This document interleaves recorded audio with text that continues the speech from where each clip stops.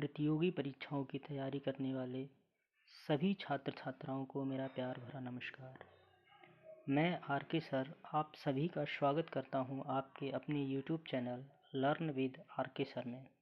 और आज हम लोग अध्ययन करने जा रहे हैं विश्व के प्रमुख मरुस्थलों का।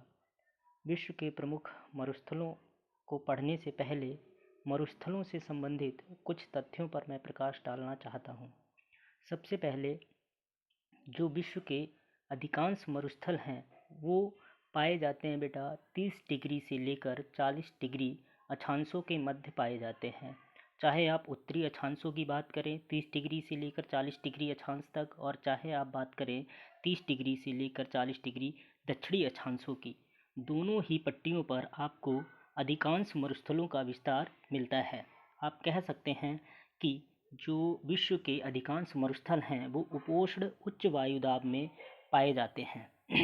इसके अतिरिक्त बेटा अन्य महत्वपूर्ण तथ्य यह है कि विश्व के प्रमुख और अधिकांश मरुस्थल महाद्वीपों के पश्चिमी भागों पर पाए जाते हैं।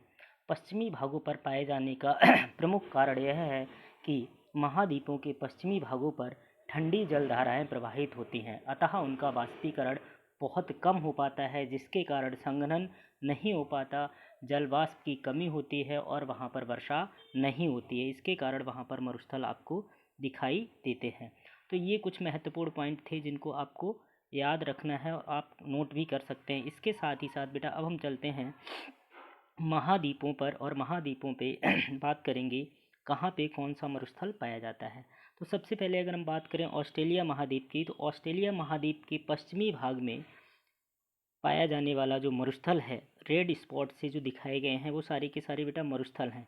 ऑस्ट्रेलिया महाद्वीप के पूर्वी भाग में यहाँ पर पाया जाता है ग्रेट डिवाइडिंग रेंज पर्वत, और इस पर्वत के कारण क्या होता है बेटा, जितनी भी पूरब की ओर से आने वाली हवाएं होती है वो इससे टकराती हैं, और टकराने के पश्चात ऑस्ट्रेलिया के पूर्वी भाग पर ही वर्षा कर देती हैं, और धीरे धीरे जैसे वो पश्चिम की ओर बढ़ते हैं तो बरसात की मात्रा कम होती चली जाती है। अर्थात ऑस्ट्रेलिया का जो पश्चिमी भाग है वो मरुस्थली है, और इस मरुस्थल को बेटा कहते हैं ग्रेट विक्टोरिया का मरुस्थल। ग्रेट विक्टोरिया का मरुस्थल कहाँ है बेटा, ऑस्ट्रेलिया महाद्वीप में है, ऑस्ट्रेलिया में है। इसे कई अन्य नामों से भी जाना जाता है, जैसे great Sandy, Gibson, Simpson, Warburton, Stuart. ये सारे के सारे नाम हैं किसके बेटा, ग्रेट विक्टोरिया के अन्य नाम हैं। तो ये कहाँ पाया जाता है, ये पाया जाता है बेटा आपका ऑस्ट्रेलिया महाद्वीप पे। इसके बाद हम बात करेंगे बेटा उत्तरी अमेरिका कंटिनेंट की। उत्तरी अमेरिका कंटिनेंट में अगर हम देखें, उत्तरी अमेरिका महाद्वीप में देखें तो दो इम्पॉर्टेंट मरुस्थल आपको दिखाई देंगे। एक है ग्रेट बेसिन का मरुस्थल जो पूरी तरीके से यूएसए अर्थात अमेरिका में स्थित है। दूसरा है बेटा सोनोरन का मरुस्थल। सोनोरन का मरुस्थल ये फैला हुआ है बेटा यूएसए और मैक्सिको के पार्ट में।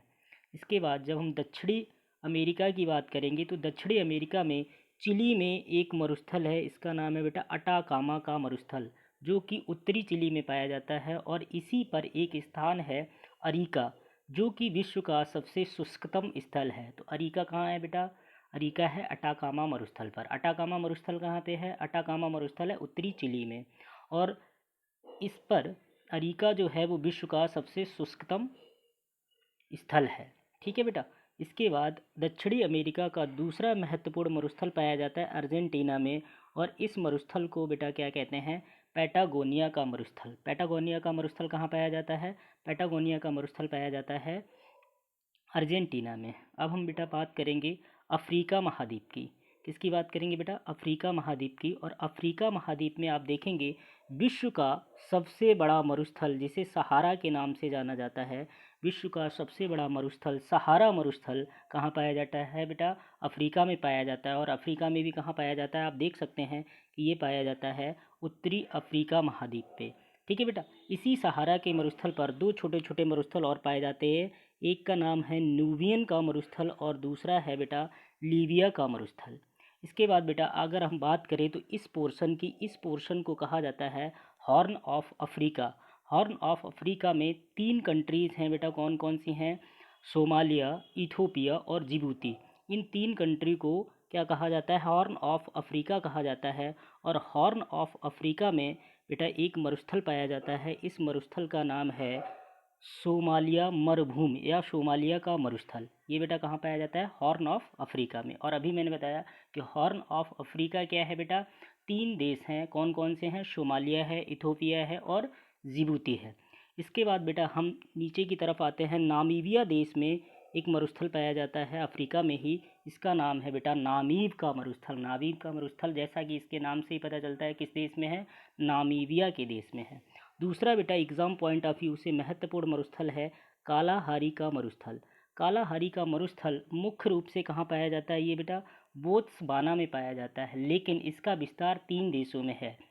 नामीबिया, बोत्सवाना और दक्षिण अफ्रीका, इन 3 कंट्री में पाया जाता है कालाहारी का मरुस्थल। तो ये बेटा हो गए आपके अफ्रीका महाद्वीप के मरुस्थल। इसके साथ ही साथ अगर हम बात करें बेटा अब यूरेशिया महाद्वीप की, अर्थात यूरोप और एशिया दोनों की मिलाकर बात करेंगे, तो सबसे पहले हम बात करेंगे बेटा गोबी के मरुस्थल की। और गोबी का मरुस्थल जो है बेटा वो पाया जाता है मंगोलिया और चीन में। इसके बाद बेटा चीन में पाया जाता है तकलामाकन। तकलामाकन का मरुस्थल, तकलामाकन का मरुस्थल कहाँ पाया जाता है? तकलामाकन का मरुस्थल पाया जाता है चीन में। भारत की अगर बात करें तो भारत में पाया जाता है थार का मरुस्थल। थार का मरुस्थल कहाँ है बेटा? भारत और पाकिस्तान में। इसका विस्तार कहाँ है? भारत और पाकिस्तान में। भारत में भी राजस्थान और थोड़ा सा गुजरात, गुजरात और राजस्थान में थार का मरुस्थल फैला हुआ है। थार के मरुस्थल से सबसे इम्पॉर्टेंट पॉइंट ये बनता है कि सर्वाधिक जनघनत्व वाला मरुस्थल कौन सा है बेटा? थार का मरुस्थल है। सर्वाधिक जनघनत्व वाला मरुस्थल कौन सा है बेटा? थार का मरुस्थल। ठीक है बेटा, तो ये ध्यान रखेंगे कि विश्व के सर्वाधिक जनसंख्या कहाँ पाई जाती है? थार के मरुस्थल पर पाई जाती है। अगला महत्वपूर्ण पॉइंट आपको याद रखना है बेटा, अगला महत्वपूर्ण पॉइंट याद रखना है कहाँ से? वो आप याद रखेंगे जैसे ही हम मध्य एशिया की तरफ बढ़ेंगे तो मध्य एशिया में बेटा एक देश पड़ता है उज्बेकिस्तान। उज्बेकिस्तान में पाया जाता है जो मरुस्थल, उसका नाम है बेटा काइजल कुम। काइजल कुम के नाम से जिसे जानते हैं। ठीक है, जैसे ही हम थोड़ा सा आगे बढ़ेंगे तो दूसरा कंट्री पड़ता है तुर्कमेनिस्तान। तुर्कमेनिस्तान में जो मरुस्थल पाया जाता है उसको कहते हैं काराकुम। काराकुम का मरुस्थल कहाँ पाया जाता है? तुर्कमेनिस्तान में। उसके बाद बेटा ईरान की बात करें तो ईरान में 2 मरुस्थल पाए जाते हैं। एक पाया जाता है पूर्वी ईरान में और दूसरा पाया जाता है दक्षिणी ईरान में। जो पूर्वी ईरान में मरुस्थल है उसका नाम है बेटा दस्त ए लुट। दस्त ए लुट पूर्वी ईरान में पाया जाता है और जो दक्षिणी ईरान में पाया जाता है बेटा इसका नाम है दस्त ए कबीर। दस्त ए कबीर कहाँ पाया जाता है?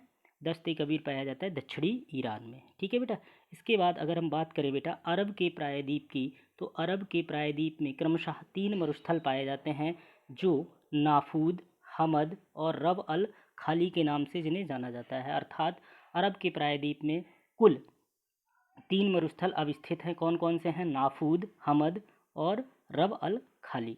तो ये रहे बेटा आपके विश्व के प्रमुख मरुस्थल जो एग्ज़ाम पॉइंट ऑफ व्यू से काफ़ी महत्वपूर्ण हैं। वो सारे के सारे मैंने आपको कवर करा दिए हैं। आशा करता हूँ कि आपको यह वीडियो पसंद आया होगा। अगर वीडियो पसंद आया है तो इसको लाइक, शेयर और कृपया मेरे चैनल को सब्सक्राइब करने की कृपा करें। धन्यवाद।